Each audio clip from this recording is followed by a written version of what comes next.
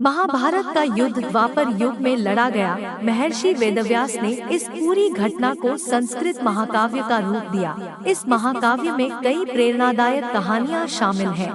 ये कहानियाँ बच्चों को धर्म और कर्म का पालन करना सिखाती हैं। महाभारत की कथा में बहुत से महान पात्र हैं, जिनसे बच्चों का मार्गदर्शन हो सकता है। वीर अर्जुन, भगवान श्री कृष्ण, धर्मराज युधिष्ठिर, भीष्म पितामह, गुरु द्रोणाचार्य, दानवीर कर्ण और महात्मा विदुर ऐसे ही कुछ चरित्र हैं। सिर्फ इतना ही नहीं, ऐसी कई घटनाएं महाभारत कथा का हिस्सा है, जो कुछ न कुछ शिक्षा जरूर देती है। महाभारत की कथा में श्री कृष्ण के चरित्र की मदद से आप अपने बच्चों में भगवान के प्रति आस्था पैदा कर सकते हैं। यह द्वापर युग के उन दिनों की बात है, जब पांचों पांडव और कौरव पुत्र गुरु द्रोणाचार्य से अपनी शिक्षा ग्रहण कर रहे थे। उन दिनों पांडव धनुर्विद्या का ज्ञान प्राप्त कर रहे थे। एक दिन गुरु द्रोणाचार्य ने उनकी परीक्षा लेने का विचार किया। परीक्षा के लिए गुरुदेव ने पांचों पांडव युधिष्ठिर, भीम, अर्जुन, नकुल और सहदेव के साथ साथ कौरवों को भी जंगल में बुलाया और एक पेड़ के सामने ले जाकर खड़ा कर दिया और कहा, शिष्यों, आज आप सभी की परीक्षा का दिन है। आज इस बात की परीक्षा होगी कि मेरे द्वारा दी गई धनुर्विद्या से आप सभी ने कितना सीखा है। इसके बाद गुरु द्रोणाचार्य ने उस पेड़ की तरफ इशारा करते हुए कहा, वहाँ देखो, उस पेड़ पर एक नकली चिड़िया लटकी है। मैं चाहता हूँ कि आप सभी एक एक करके उस मछली की आँख पर निशाना लगाएं और तीर सीधा आँख के बीचों बीच उसकी पुतली पर जाकर लगना चाहिए। क्या आप सभी समझ गए?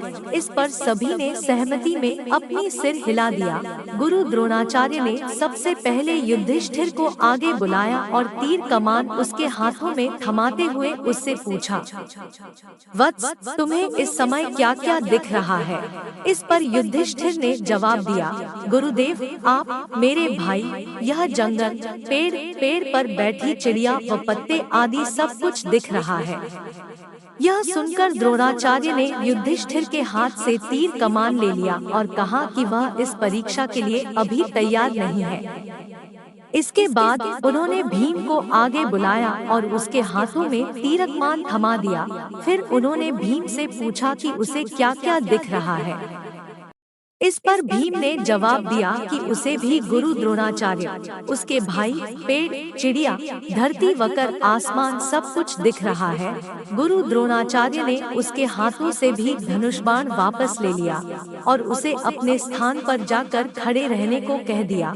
इस प्रकार गुरुदेव ने एक एक करके नकुल, सहदेव और सभी कौरव पुत्रों को बुलाया और उनके हाथों में धनुष बाण थमाते हुए उनसे भी यही सवाल पूछा। उन सभी का जवाब भी कुछ इस प्रकार ही आया कि उन्हें गुरुदेव, भाई, जंगल, उसके आसपास की चीजें व पेड़ आदि दिख रहे हैं। इन जवाबों के बाद उन्होंने सभी को अपने अपने स्थान पर वापस भेज दिया।